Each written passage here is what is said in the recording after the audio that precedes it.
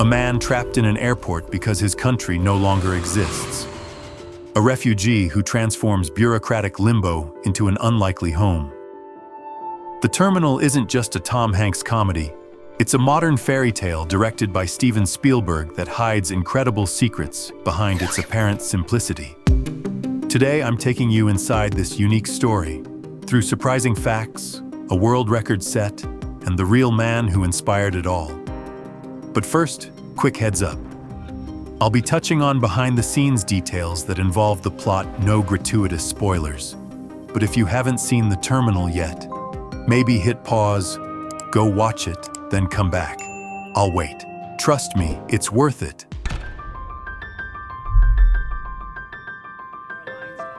The Terminal marks the third collaboration between Steven Spielberg and Tom Hanks. After two masterpieces like Saving Private Ryan and Catch Me If You Can, the duo reunites for a third challenge, telling the impossible with lightness. The cast also features Catherine Zeta-Jones and Stanley Tucci as the perfect bureaucrat. Cinematography by Janusz Kamiński, two-time Oscar winner, and Spielberg's trusted eye production design by Alex McDowell, architect of impossible worlds. A dream team that had already conquered the world, ready to tell a story that seemed too absurd to be true. Viktor Navorski, citizen of the fictional Krakosia, lands at JFK in New York and discovers a coup has broken out in his country. His passport is no longer valid. He can't enter the United States, but he can't go back either. Trapped in Kafkaesque bureaucratic limbo, he's forced to live in the airport for months, transforming a transit space into an unlikely home, a non-place into a world. The original idea comes from Sacha Gervasi, a former British music journalist and aspiring screenwriter. After The Terminal, he'd become famous for directing Hitchcock with Anthony Hopkins.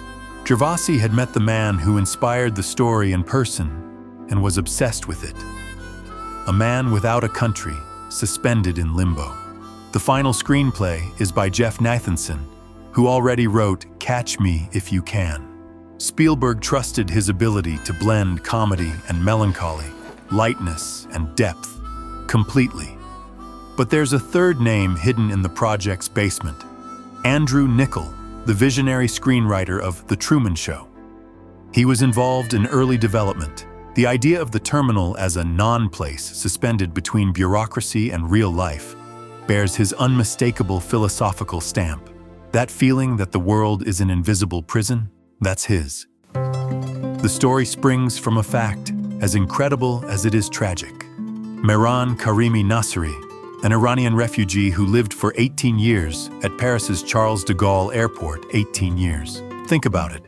From 1988 to 2006, he lived in Terminal 1, sleeping on benches, surviving on meal vouchers, reading abandoned magazines, becoming an urban legend passengers secretly photographed.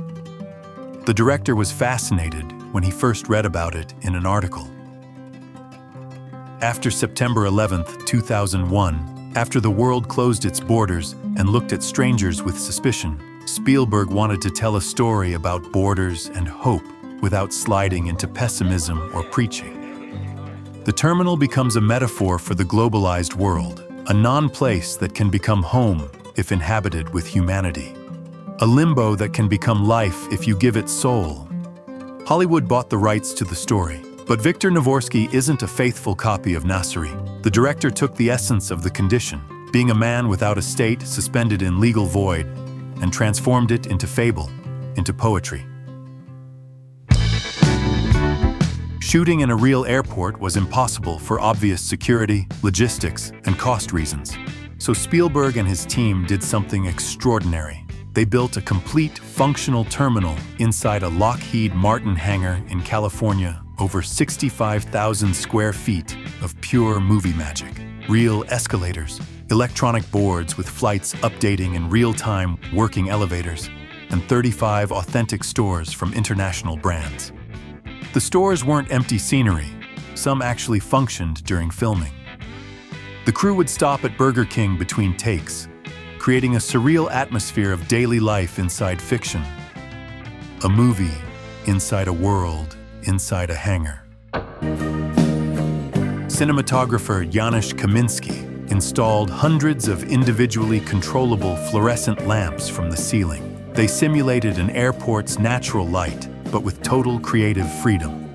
Spielberg could shoot anywhere without repositioning lights. Technical freedom that became pure narrative fluidity. But there's more.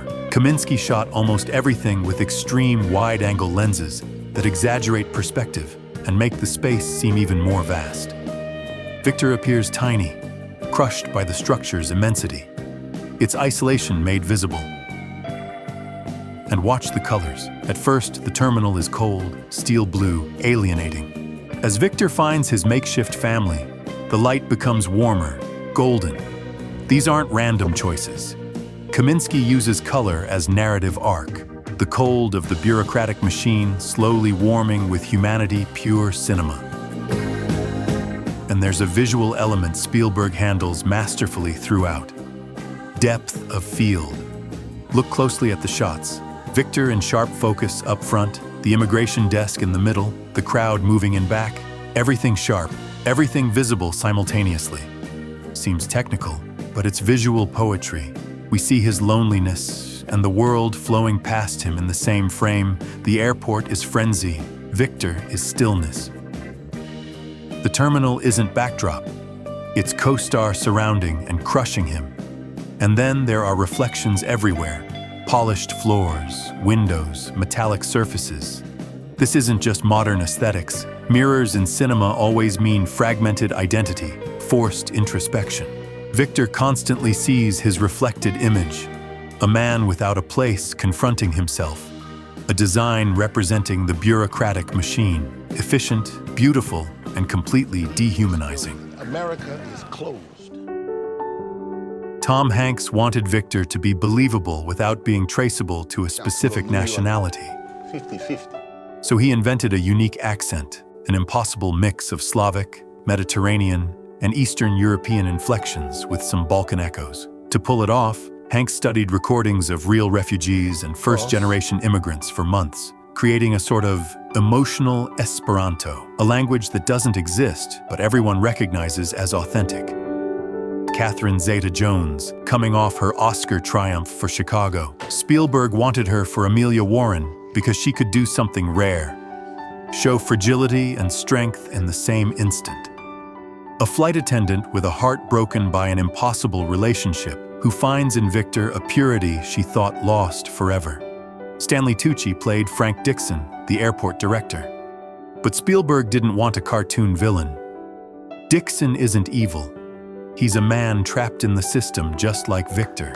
A bureaucrat obsessed with rules because they're the only thing keeping him afloat. Unable to bend them to humanity because he fears everything will collapse. Tucci built the character as the protagonist's distorted mirror. Both prisoners, one of circumstances, the other of procedures. Give him the pills. It's one of the film's hidden themes. Who's truly free? Victor, without a country but lighthearted? Or Dixon, with office and power but enslaved by his own rules? The memorable shopping cart gag, Victor obsessively collecting them to earn 25 cents at a time, came from a Tom Hanks improvisation during rehearsals. Spielberg found it so perfect, so representative of dignity and survival, that he kept it and made it one of the film's most iconic moments. Bye, Joy. The score bears John Williams' signature, his 17th collaboration with Spielberg. Williams chose the clarinet as Victor's musical voice, an instrument capable of being melancholy and funny at the same time, of crying and smiling in the same note, perfect for a character suspended between tragedy and comedy. But here's the breathtaking detail. Williams composed a real national anthem for Krakosia, a complete orchestral piece with military band arrangements, for a nation that doesn't exist. It's this obsession with detail, this seriousness in absurdity, that transforms the terminal from light comedy into something much deeper. Many dismissed the terminal as sentimental comedy, another easy Spielberg-Hanks collaboration. The film reflects on absurd bureaucracy, on the meaning of homeland when homeland abandons you. The film reflects on absurd bureaucracy, on the meaning of homeland when homeland abandons you, on human dignity facing Kafkaesque absurdity. Victor isn't just a likable refugee, he's each of us when facing systems bigger than ourselves. Airports are tricky places, Mr. Navorski. His ability to transform waiting into life, transit into belonging, is a message of poetic resistance against modern alienation. With a $60 million budget, the Terminal grossed over $219 million worldwide, an undeniable commercial success, yet it didn't get a single Oscar nomination. In America, it was judged too sentimental. In Europe, it was appreciated as a modern fable about immigration and identity themes. Mehran Nasseri, the man who inspired it all, died in 2022 at Charles de Gaulle Airport itself, where he'd spent 18 years of his life. He'd returned there, as if the Terminal were the only home the world had ever granted him. An ending fiction would never have dared write. The Terminal remains one of Spielberg's most underrated and necessary films. Viktor Navorski teaches us a simple but revolutionary truth. Home isn't a geographic location. It's not a passport. It's not a flag. It's a state of mind. It's the ability to build relationships even when everything seems temporary. To maintain dignity even when the system wants you to be a number. To transform waiting into hope even when you don't know what you're waiting for. In an era of uncertain identities and fed fears, Victor's fable sounds more prophetic than ever.